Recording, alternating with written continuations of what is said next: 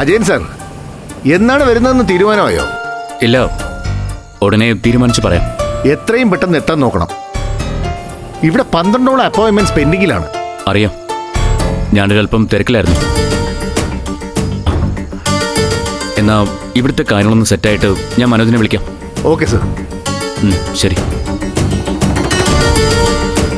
Take me to wall street.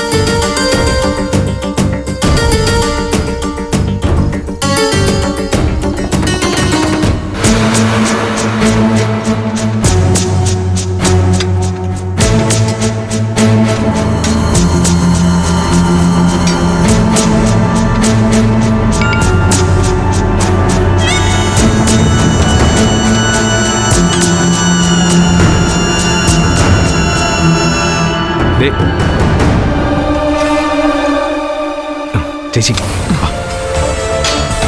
എന്താടാ? അവൾ phone on ചെയ്തിട്ടുണ്ട്. ആണോ? എന്നാ നീ ഒന്ന് വിളിച്ചു നോക്ക്.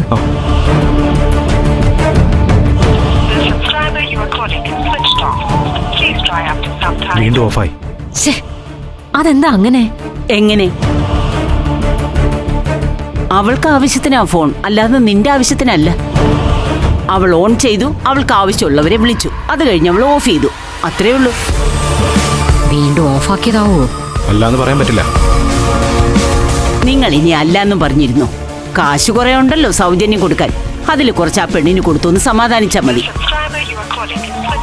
അങ്ങനെ സമാധാനിക്കാനൊന്നും ഈ മഹേശ്വരി കിട്ടില്ല. ഡോക്ടർ മായാവതി പറഞ്ഞു അവളുടെ മാനസികാരോഗ്യം വളരെ പ്രധാനമാണെന്ന്. അതുകൊണ്ട് മാത്രം ഒന്ന് അയഞ്ഞു കൊടുത്തതാ ഞാൻ. താഴാൻ തീരുമാനിച്ച താഴ്ന്ന് താഴ്ന്ന് പാതാളത്തോളം താഴും.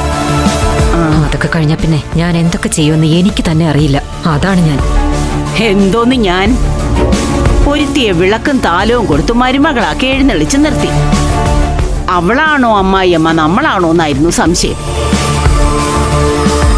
ഒടുക്കം അവളെ വാഴിച്ചാൽ വീട് വിട്ട് ഇറങ്ങേണ്ടി വരുമെന്ന് തീരുമാനമായപ്പോ അവളെ ഒതുക്കാൻ കുറെ കാശ് പോയാലും വേണ്ടില്ല എന്ന് കരുതി വേറൊരുത്തിയെ കെട്ടി എഴുന്നള്ളിച്ചു. അവളുടെ കുടുംബ പ്രാരാബ്ദം മുഴുവൻ തീർത്തു. ദാ ഇപ്പൊ അവള് കാലുവാരി. അതാ ഇവിടെ നടക്കുന്നത്, അത്ര തന്നെ.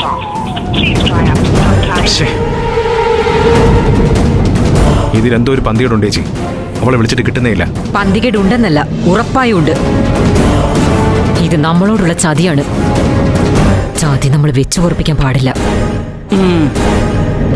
ശിവ, നാളെ രാവിലെ തന്നെ നീ റെഡിയാവണം. നമുക്ക് അങ്ങോട്ട് പോകാം. അവളെ കൈയോടെ പൊക്കാം.